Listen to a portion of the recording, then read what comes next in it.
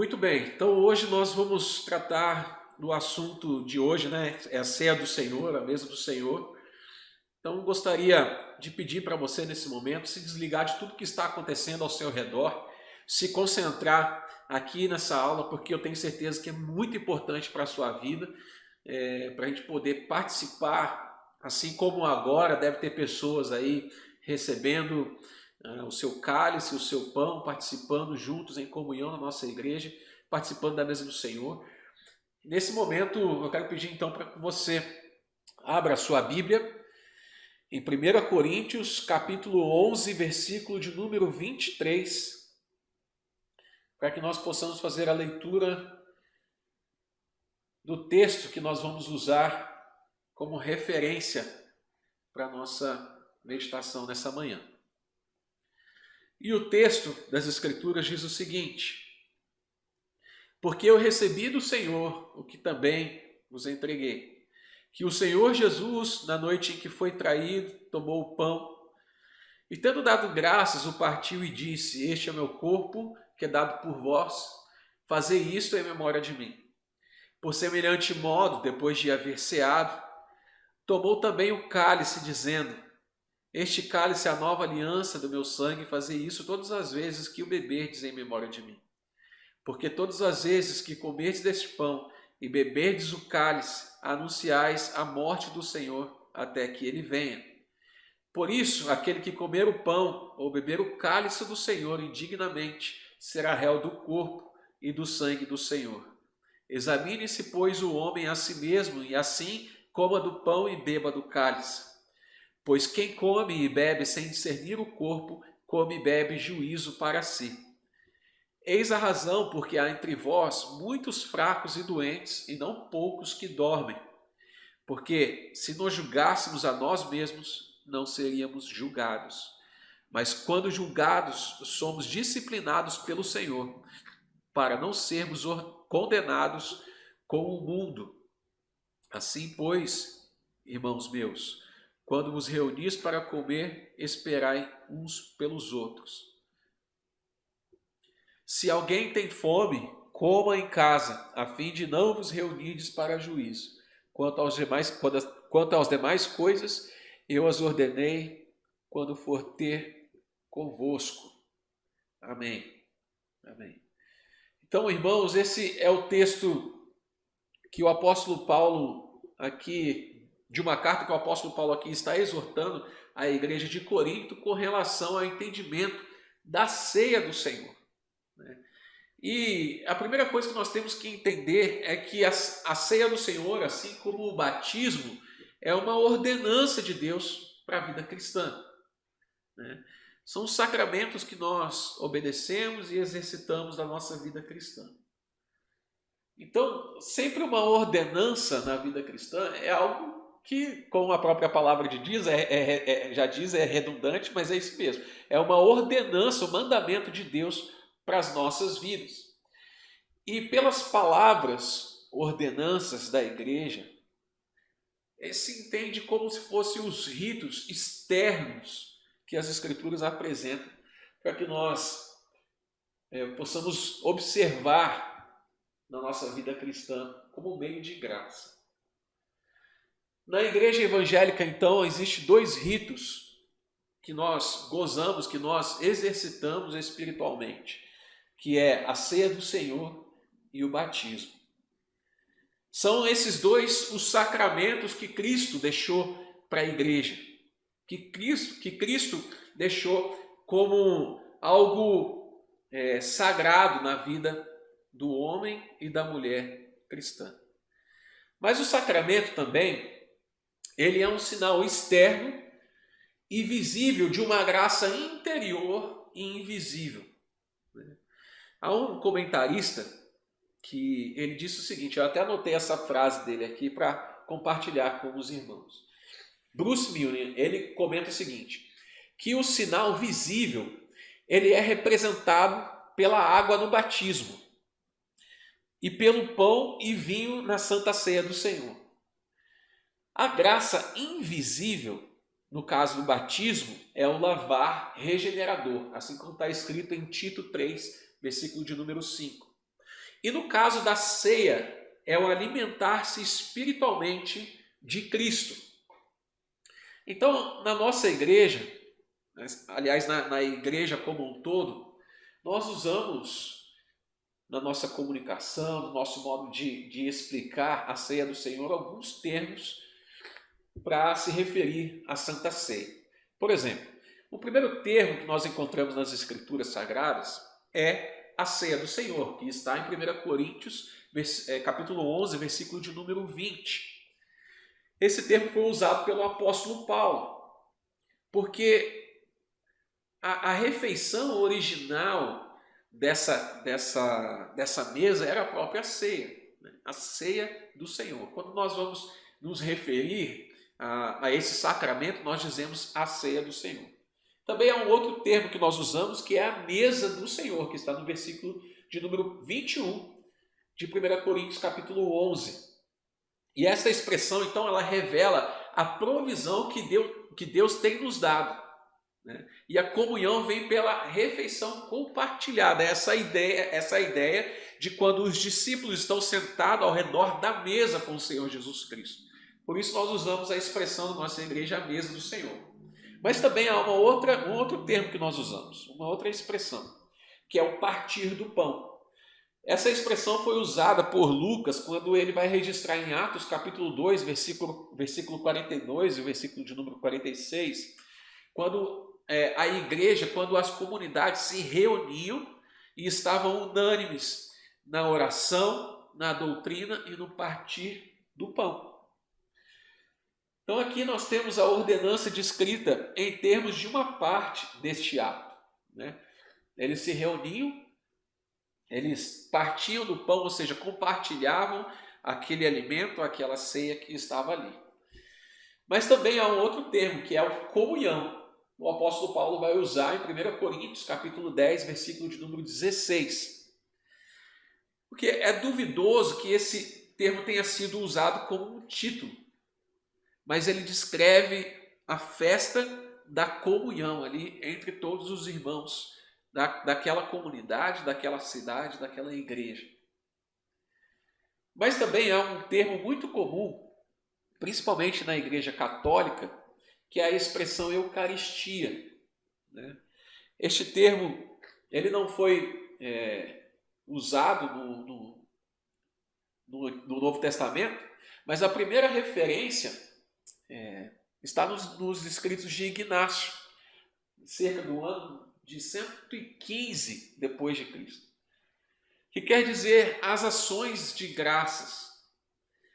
Algumas pessoas até sugerem, irmãos, que há uma base bíblica para essa expressão em 1 Coríntios, capítulo 11, versículo de número 24, quando aquela palavra que o apóstolo Paulo vai usar, e tendo dado graças, é a palavra Eucaristê, que é justamente da onde deriva essa expressão, esse termo muito usado na igreja católica, com respeito à Eucaristia. Porque quando você participa da ceia do Senhor, da mesa do Senhor, você sempre faz isso com ações de graça, com Eucaristê.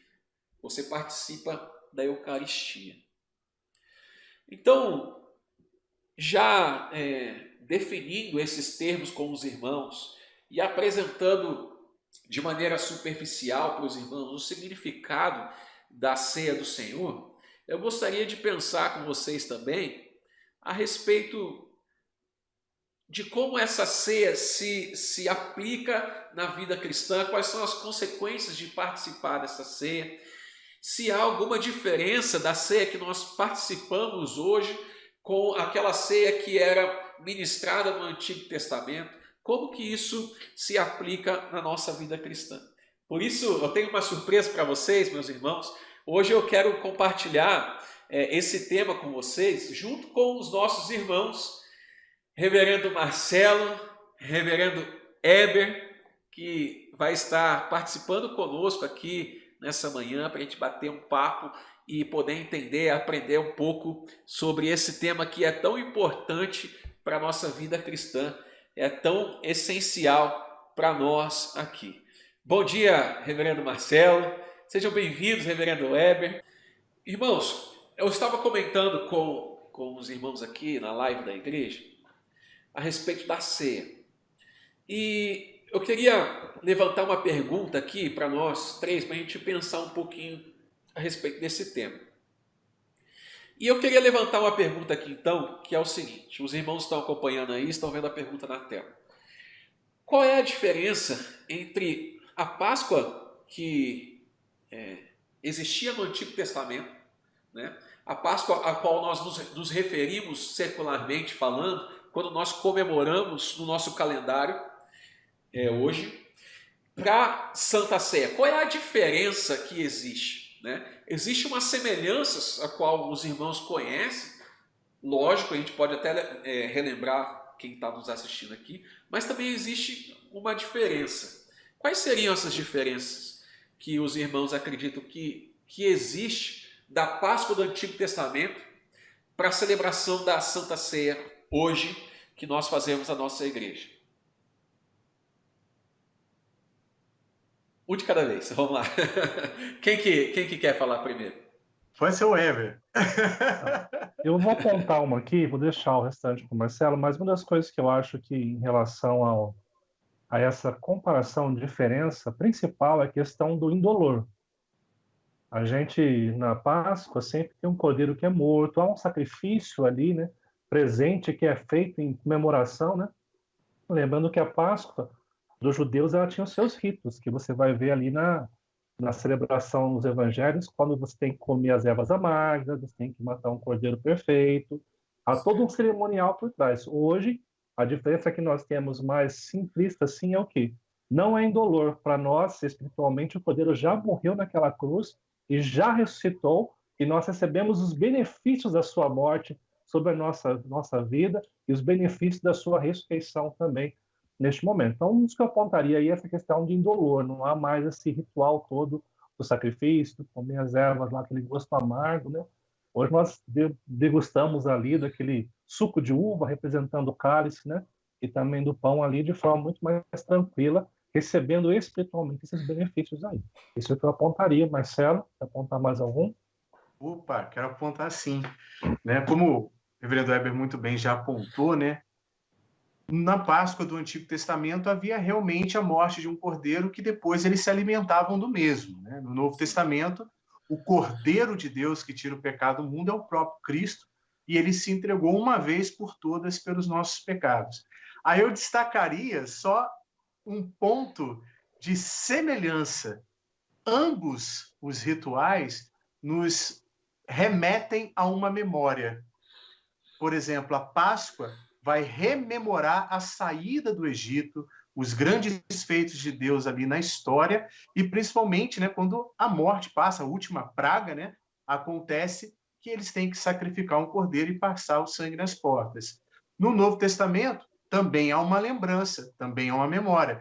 Nós estamos ali reunidos para nos recordar da morte do Cordeiro de Deus, que se entregou voluntariamente, né, segundo os decretos do Pai, pelas nossas vidas. Amém. Também tem a grande diferença também é que quando Jesus ele vai instituir a ceia do Senhor, ele fala que a ceia do Senhor deve ser feita todas as vezes que a comunidade estiver reunida. E a Páscoa no Antigo Testamento, ele era comemorado de tempos em tempos, anualmente, assim como nós fazemos a comemoração da Páscoa secularmente, né? Todos os anos. Mas hoje o cristão ele comemora a Páscoa todas as vezes que ele está reunido com a comunidade diante da mesa do Senhor, né? Como o próprio apóstolo Paulo vai dizer, e todas as vezes que vocês estiverem reunidos, partindo o pão e compartilhando o cálice, que vocês façam isso em memória do próprio Jesus Cristo que morreu e ressuscitou. Não somente uma vez ao ano, mas todas as vezes que vocês estiverem reunidos, né?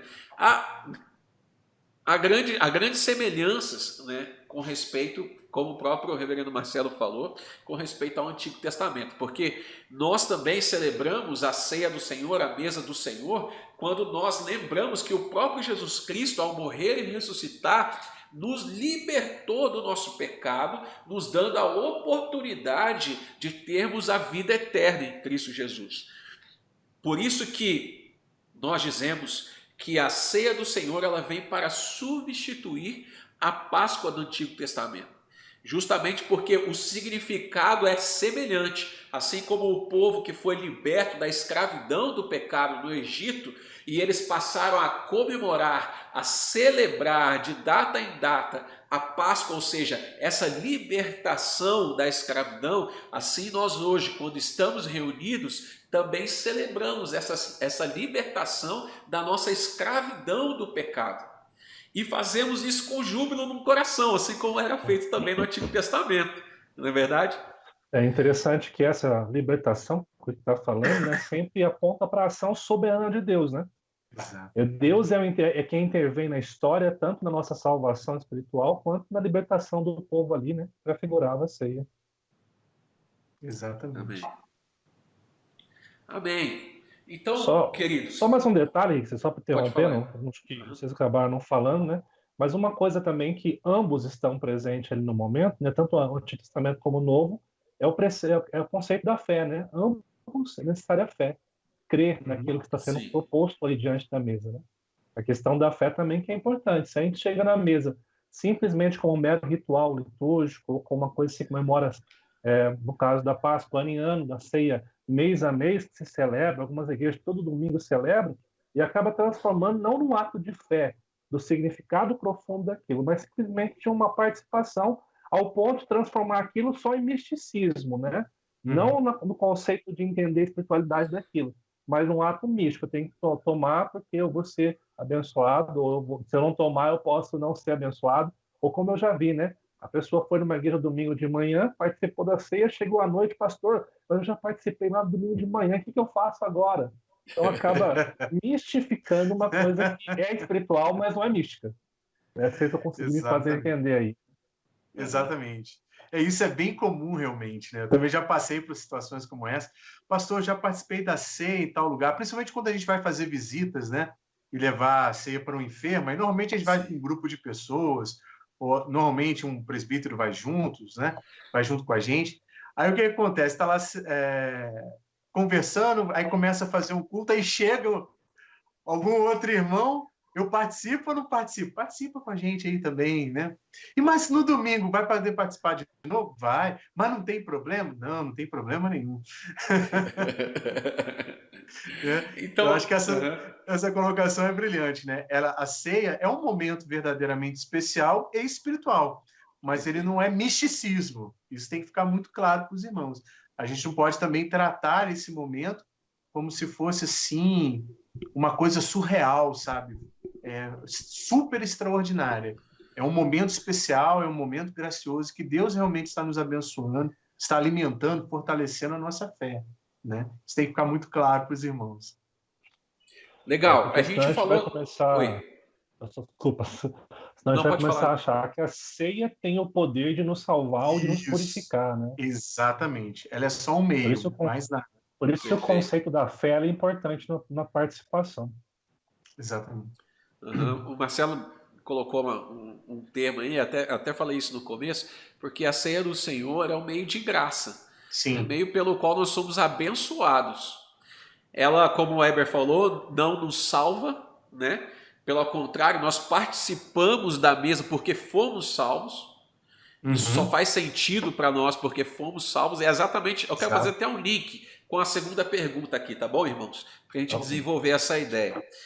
Porque a segunda pergunta é o seguinte: Cristo está na ceia. A gente vai entrar nesse assunto de misticismo, como é que funciona isso no entendimento de quem é cristão, de quem participa de uma comunidade, tá bom? Então a pergunta é: Cristo está na ceia?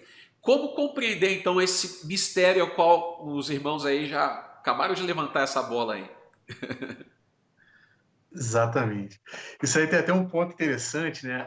Quando eu vim aqui para Jacareí, eu ouvi histórias assim, uma mais mirabolante do que a outra, né? Dentre elas, né, diz que tem um pastor aqui em Jacareí, que o que sobra da ceia, né, ele enterra porque é o corpo de Cristo. Cristo está presente ali, né? Tem essas coisas. Então para acalmar os irmãos, né, a gente tem que entender que Cristo na visão reformada, né, não está nos elementos, mas ele está presente à fé dos crentes, nos fortalecendo naquele momento, né, nos reanimando, como foi dito aí no início, a questão da gratidão, né, porque quando eu participo da ceia, uma das posturas que eu tenho que ter diante dela é ser grato por esse sacrifício que nos salvou, que aquilo ali está apontando para o sacrifício de Cristo, né?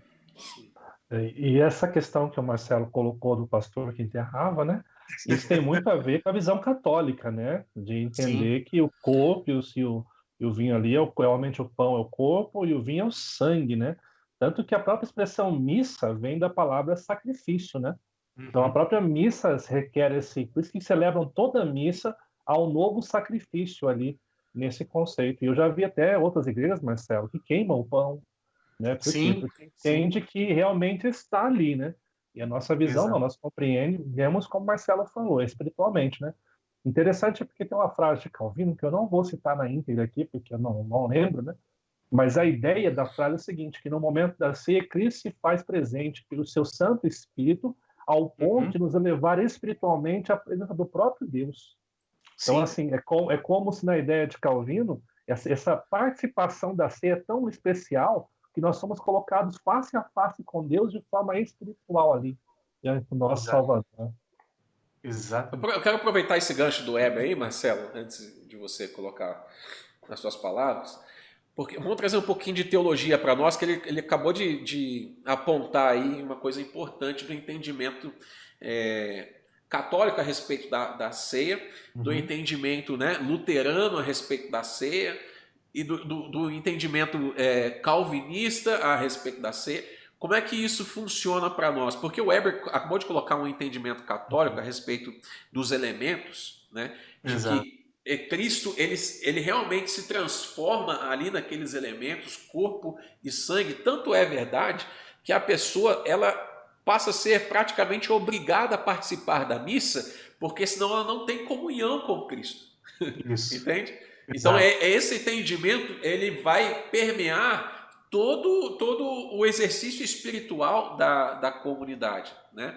Então nós temos aí o entendimento católico a respeito da ceia, o entendimento Uhum. luterano a respeito da ceia, nós temos o entendimento de Zwinglio a respeito da ceia, quando ele vai questionar tudo isso na época de Lutero e tudo mais, e entendimento de Calvino a respeito disso. O que a gente poderia levantar aqui, bem resumidamente, sem a gente querer como é que Entender, fala? Estender estender, muito isso, mas isso. resumidamente para os irmãos poderem entender isso, porque isso é extremamente importante para a nossa prática cristã, para a nossa Sim, vivência dentro da comunidade, para não corromper o verdadeiro sentido desse exercício espiritual. exatamente. Então, a gente poderia dizer assim, como você já bem antecipou, né, na visão católica, existe o milagre da transubstanciação, em que os elementos, pão e vinho, se transformam literalmente no corpo de Cristo e no sangue de Cristo. Bom, como resolver essa equação? Muito simples. Quando a gente lê, por exemplo, Mateus 26 até o 31, que também está falando da instituição da ceia, Jesus diz, porque isto é o meu corpo. Aí o que a pessoa faz? Ela interpreta literalmente aquela expressão figurada de Cristo. Por que não é literalmente o corpo de Cristo ali? Porque Cristo está presente ali em físico, em corpo. Então, como que o pão e o vinho se transformam em sangue e corpo, se não houve a entrega ainda, e o corpo dele está ali intacto, entende? Então, tem uma Sim. discrepância muito grande ali. A segunda visão é a visão luterana, que normalmente eles falam de consubstanciação ou presença real, que tem sido assim o nome dado mais comum, mais atualizado. Que seria o seguinte: o pão e o vinho não se transformam no corpo e no sangue de Cristo, mas Cristo está presente nos elementos, está realmente presente ali. Uhum. Bom, em nenhum momento Jesus disse que ele estaria presente no pão e no vinho, né? Aí entra a outra visão que foi levantada por Zwinglio, que é muito comum no meio batista, que é a ideia do memorial, ou seja, a ceia tem o seu aspecto estritamente simbólico, né? Ele simboliza a obra de Cristo. Mas nós, né, presbiterianos, calvinistas, entendemos isso como algo verdadeiro, é um memorial, mas é incompleto dizer que é só um memorial. Ele é um memorial, mas ele é, na verdade, mais profundamente, um meio de graça. Aí, pegando as palavras do reverendo Mauro Meister, ele fala o seguinte, que na ceia é uma pregação audiovisual e com degustação. Por quê? Porque envolve os 5 sentidos. Você vê, você ouve o texto sendo narrado, você cheira e você come, né? Então, todo o seu ser é envolvido naquilo ali. Então, é um meio de graça, um meio de fortalecimento da nossa fé por meio desse memorial simbólico. Antes de você terminar aí a conclusão com visão calvinista, só um adendo aí na questão memorial, né? O pessoal baseia a memória, e eu digo até, Marcelo, que vai além dos católicos, os católicos são quem mais pratica aí, desculpa, os batistas, mas a grande movimento evangélico, até mesmo igrejas que não estudam sobre isso, entendem que é uma memória, porque a ideia do versículo que fala, fazer isto em memória de mim. Só que aí um ponto que nós temos que levar em consideração também, Marcelo, só para acrescentar o que você falou, é que se fosse apenas uma memória, não haveria necessidade de se examinar a si mesmo e ter condenação, como o texto que o Rick leu na abertura chama. Se era memória só para uma lembrança, então por que nós temos que avaliar? Porque pode haver condenação nessa participação indevida da ceia. Exatamente. Então aí a gente vê aí que Cristo está presente à fé. E se aproximar dos elementos, né, de maneira indigna, sem reconhecer o corpo de Cristo, que a gente pode entender como a própria igreja ali reunida, a comunhão dos salvos, e também o próprio sacrifício de Cristo, eu estou atraindo sobre mim mesmo condenação. Então, por isso que não pode ser só transubstanciação ou consubstanciação e não somente memorial. É um memorial? É, mas é muito mais do que isso. É um meio de graça. Como que a gente lida com aquele texto de João, capítulo 6, versículo de número 35, quando ele diz assim, eu sou o pão da vida, né? Aquele que vem a mim não terá fome, quem crê em mim nunca terá sede.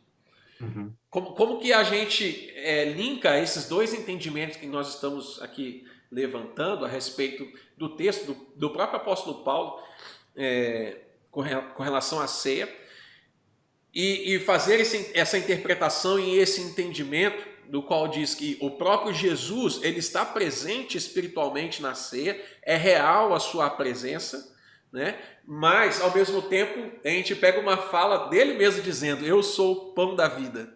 Como que nós interpretamos essas duas coisas? Por que eu estou falando esse texto? Porque é justamente, não somente esse, mas outros, como esse texto, que é usado para poder fundamentar as outras interpretações. Uhum. É interessante que esse texto, ele até, na realidade, ele nem fundamenta os outros, né? Ele fundamenta o nosso. Exato. Jesus está falando simbolicamente, né? De maneira figurada.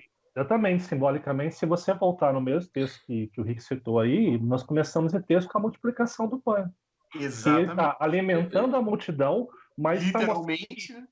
Só que ele é o alimento espiritual que nós precisamos para a vida eterna. Que nós temos o conceito também do Antigo Testamento do maná, que Deus provia do céu para alimentar o seu povo. Ali eu estava dizendo, eu sou, em outras palavras, não é uma questão de ser o pão, mas de ser aquilo que nós necessitamos para viver espiritualmente, né? Exatamente.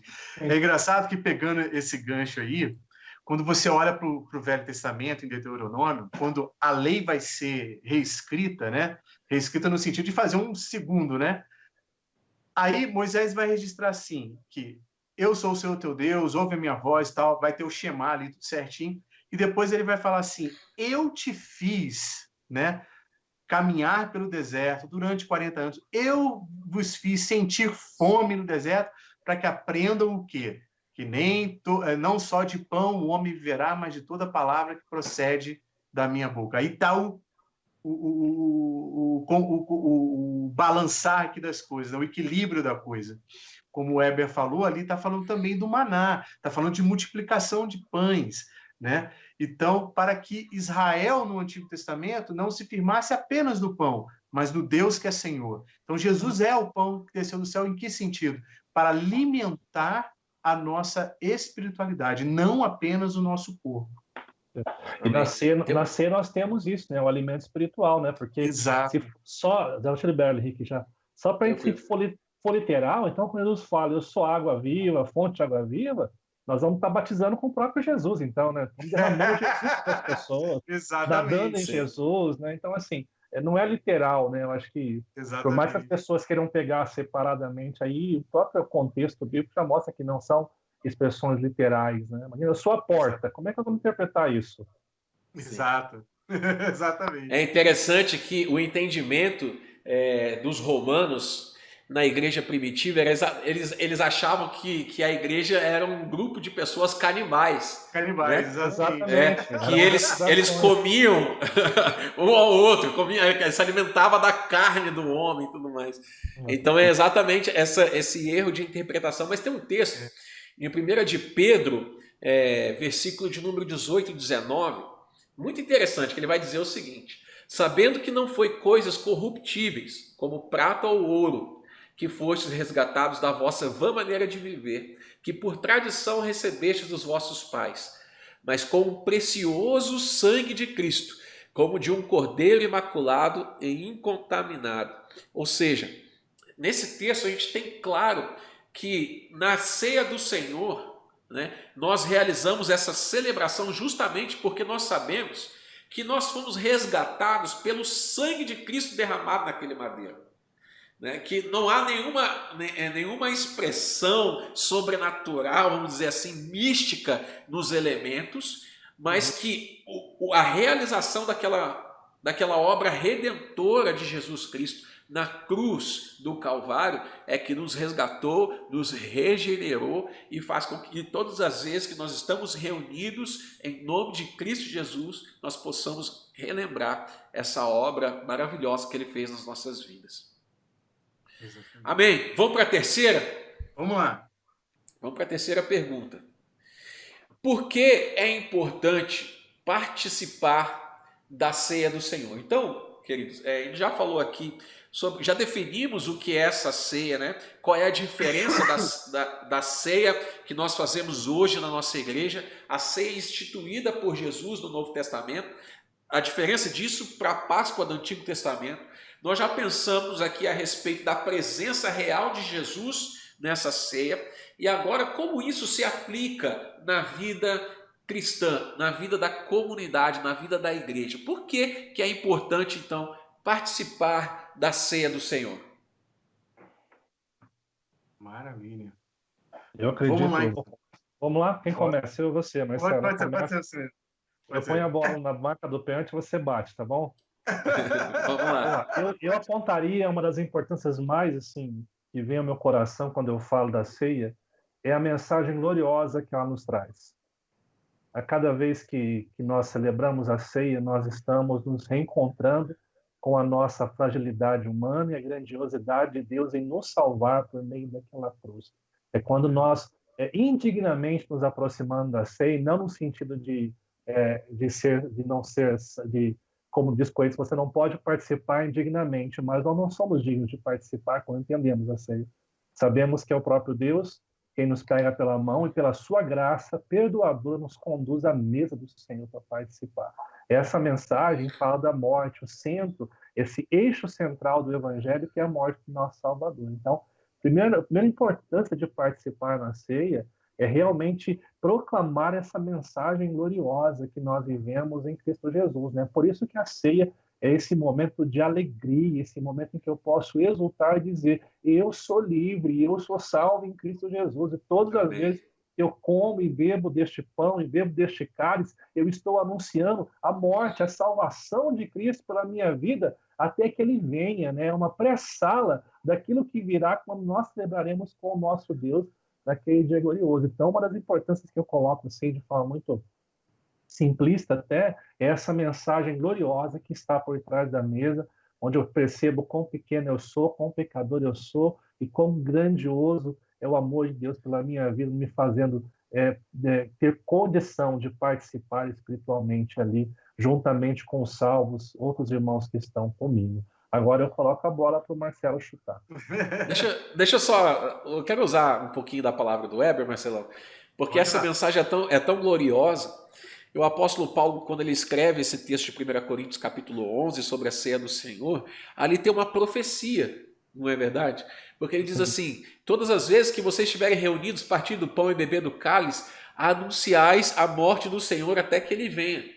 Então, todas as vezes, esse exercício de estarmos reunidos diante da mesa do Senhor é tão importante na nossa vida, é vital na nossa vida, porque até mesmo a nossa vida de evangelização, o nosso testemunho a respeito da cruz envolve a participação, a comunhão dessa mesa. Porque todas as vezes que nós estamos reunidos, né, juntos, como igreja, partindo do pão e tomando do cálice, nós estamos anunciando a morte e a ressurreição de Jesus até que ele venha resgatar a nossa igreja, a nossa vida. Então isso é extremamente importante, a mensagem da mesa do Senhor, da ceia do Senhor. Precisamos realmente, como o Weber muito bem falou aí, viver isso na nossa vida. É uma mesa antagônica, né? Porque ao mesmo tempo que é choro pelo pecado, pelos arrependimentos e alegria da salvação na nossa vida. Como eu sei que o Marcelo gosta dessa mensagem, alegrar-se no Senhor, né, Marcelo? É o que Verdade. você mais gosta de falar, Marcelo? Pode falar. Alegria. Alegrar-se no Senhor, é verdade. Não, isso é tão interessante. Por exemplo, a gente poderia falar da importância da ceia fazendo 4 movimentos. O primeiro movimento é olhando para trás, olhando para o que foi feito na história. Cristo morreu por nós. E esse Cristo que morreu por nós, é interessante que o reverendo Rickson trouxe o texto de 1 Pedro 1,18. No verso 20, ele já vai falar que, assim, com efeito conhecido antes da fundação do mundo, manifesto agora no tempo, né, no fim dos tempos, por amor de vós. Então a gente já começa a ver que desde o início houve morte, né? Desde a queda, Deus foi o primeiro a sacrificar um cordeiro para vestir Adão e Eva. Depois, o primeiro sacrifício da história, que foi o segundo, perdão, que o primeiro é o de Deus, o segundo é o de Abel, rememorando esse momento, né?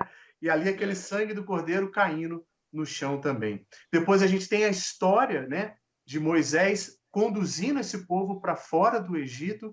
Mais uma vez um cordeiro é morto, né? E seu sangue nos umbrais das portas, não permitindo que o anjo da morte passe naquelas casas.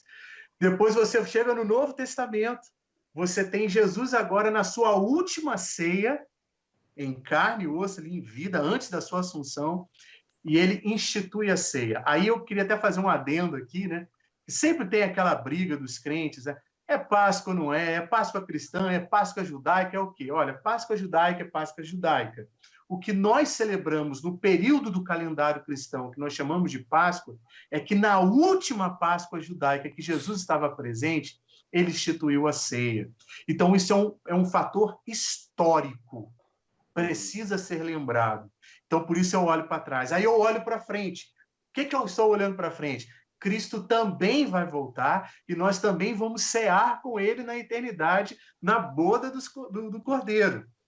O terceiro movimento é olhar para dentro, examinar-se a si mesmo. E depois de examinar, aí tem um detalhe, uma aplicação importante. É examinar a si mesmo. Não é a vida do outro. É a sua vida diante de Deus. Analisá-la, avaliá-la, confessar os pecados e então tomar. Então a ceia também me fala que eu tenho perdão garantido nesse momento. E o último movimento é olhar ao redor, porque ele fala: esperai pelos outros. Ou seja, reconheça o teu irmão como parte integrante da sua vida e como parte integrante do corpo de Cristo. Porque o que estava acontecendo na igreja de Corinto? Eles se reuniam não para bem, mas para mal, para ficarem cada vez mais piores.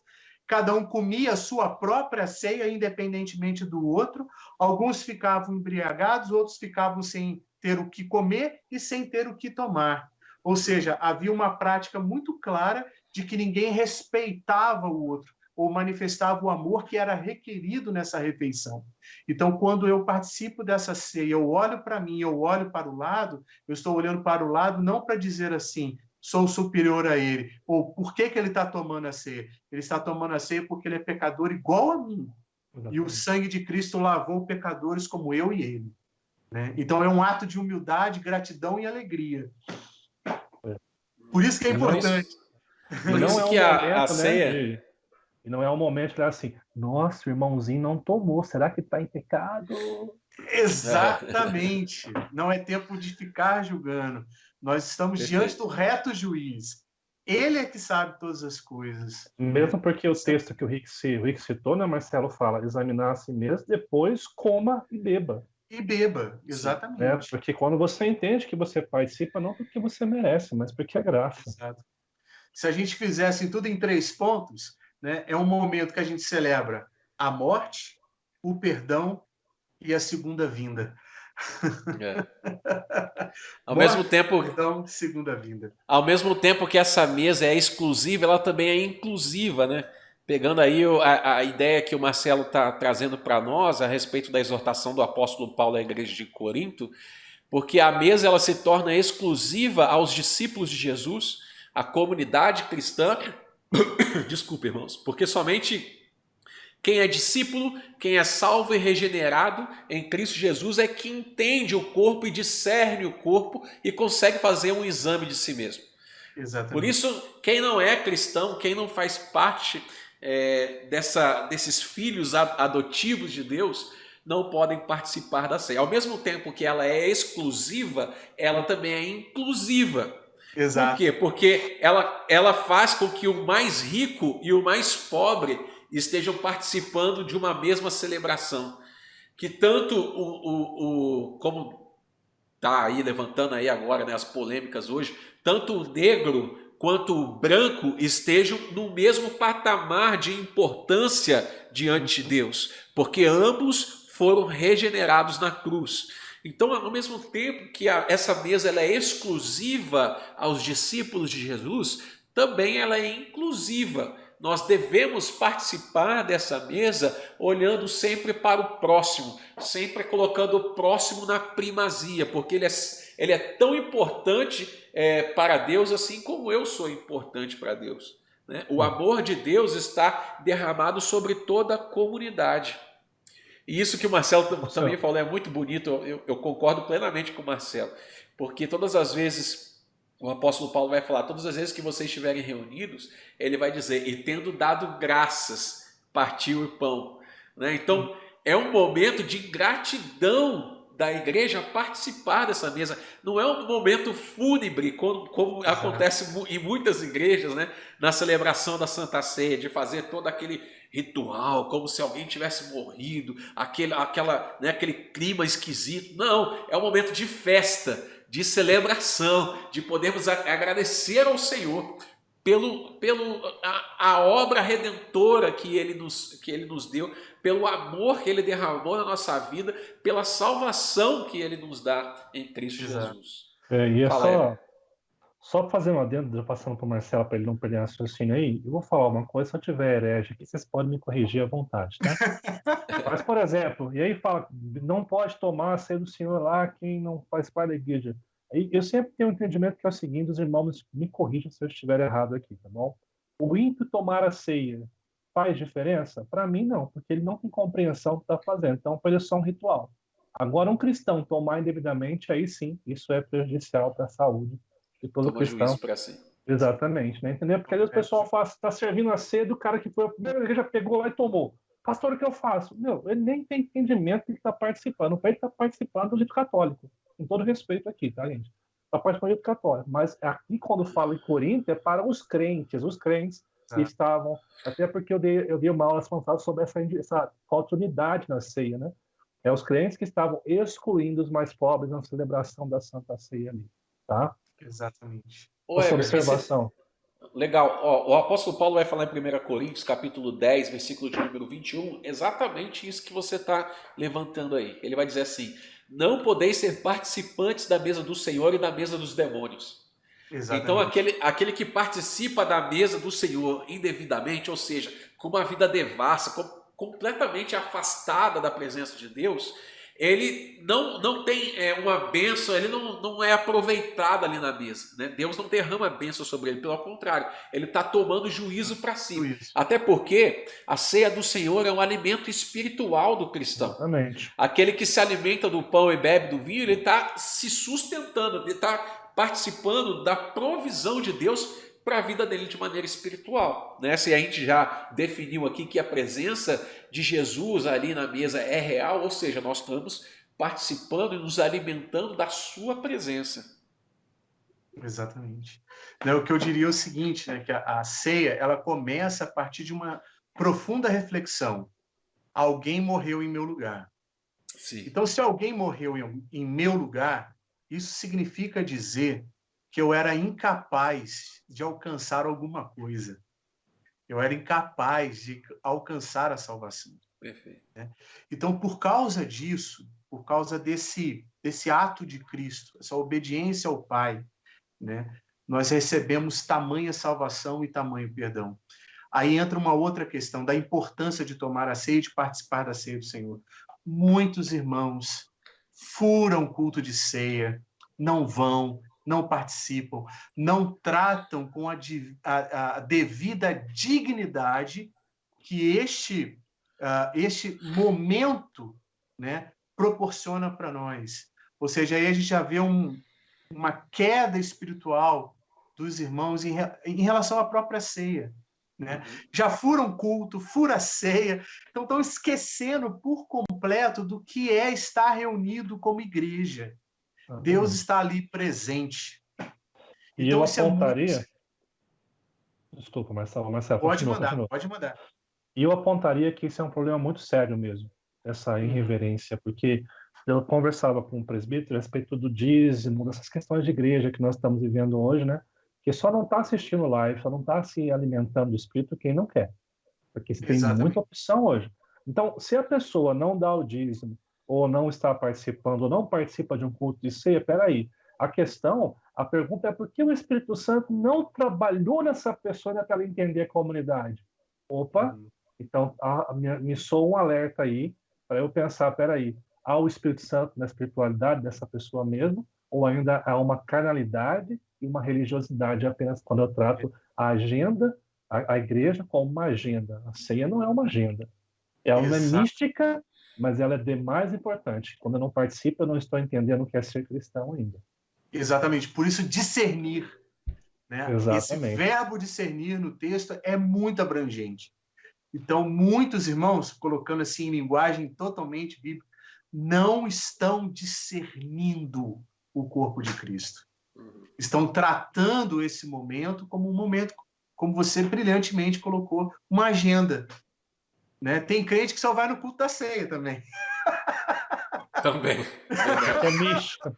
Porque é místico. Esse eu tenho que ir, porque se eu não for, né, pega mal, né, Deus vai virar o nariz para mim. Mas a pessoa já não está discernindo o corpo há muito tempo. Claro, salvo exceções, irmãos que têm problemas financeiros, de emprego, horário de fábrica, enfermidades, a gente compreende. Mas aquele que não tem nada disso, não tem justificativa. Nós não estamos falando de imprevisto, estamos falando de comportamentos que são residentes na igreja por descaso, não por imprevisto. Né? Exatamente. Amém, irmãos. O tempo passa rápido, né? Nossa. Já estamos finalizando a nossa aula. Joia, muito obrigado pela participação de vocês. Que Deus abençoe a vida e ministério de vocês, a igreja de vocês. Né? E vamos fazer isso outras vezes também, quando tivermos oportunidade, tá bom? Maravilha. Amém. Meus irmãos, vocês. Valeu, vocês que estão nos acompanhando até esse momento, a gente vai orar aqui para encerrar a nossa aula, a nossa live, mas que Deus abençoe a sua vida, né? A vida da sua família. Espero que esse bate-papo aqui que nós tivemos a respeito da ceia do Senhor possa ter ajudado no seu entendimento com relação a esse sacramento, a essa ordenança que Deus deixa para nós com respeito à nossa comunhão, à mesa do Senhor. Nós hoje estamos exercitando isso na nossa igreja, cada um respeitando o horário aí no nosso agendamento, mas também cuidando da sua saúde espiritual, participando da mesa.